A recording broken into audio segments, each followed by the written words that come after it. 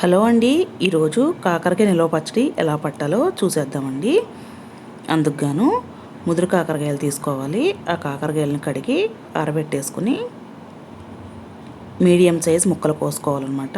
ఇలా మరీ పెద్దవి కొయ్యకూడదు, అలానే చిన్నవి కూడా కొయ్యకూడదు.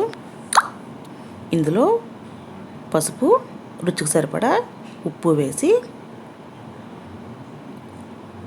ఒకసారి పైనుంచి కిందికి ఇలా కుదిపేసుకుని మూత పెట్టేసుకుని ఓవర్ నైట్ అలా వదిలేయాలి.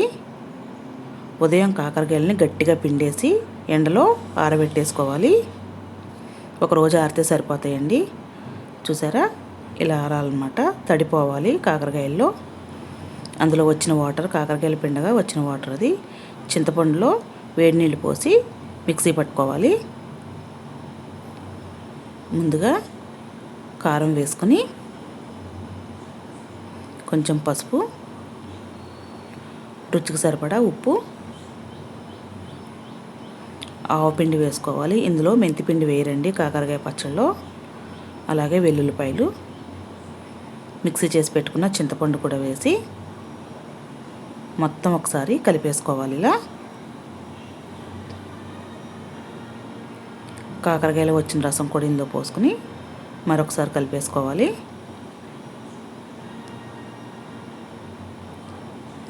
ఇప్పుడు వేరుశనగ నూనె పోసుకుని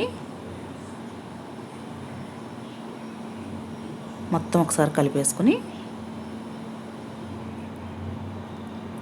ఎండబెట్టుకున్న కాకరకాయ ముక్కలు ఇందులో వేసేసుకుని ఉప్పు, కారం కాకరకాయ ముక్కలకి బాగా పట్టేలాగా కలిపేసుకోవాలి.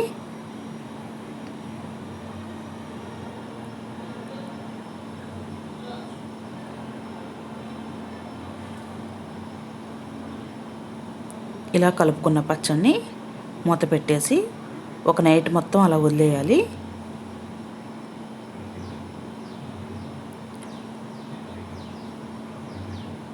ఉదయం చూసారా, పచ్చడి ఇలా మగ్గిపోయి ఉంటుంది అన్నమాట. ఇందులో ఉప్పు, కారం సరిపోయిందో లేదో చూసుకుని ఒకసారి కలిపేసుకుని గాజు సీసాలోకి తీసేసుకోవడమే. ఈ పచ్చడి షుగర్ ఉన్న వాళ్ళు తింటే చాలా మంచిదండి. ప్రతిరోజు కాకరకాయ కూర చేసుకోవాలంటే చేసుకోలేం కదండి. ఇలా పచ్చడి పట్టి ఉంచుకున్నామంటే కనుక సంవత్సరం పాటు నిల్వ ఉంటుందండి ఈ పచ్చడి. షుగర్ ఉన్న వాళ్ళు రోజు కొంచెం వేసుకుని తింటే ఆరోగ్యానికి చాలా మంచిదండి.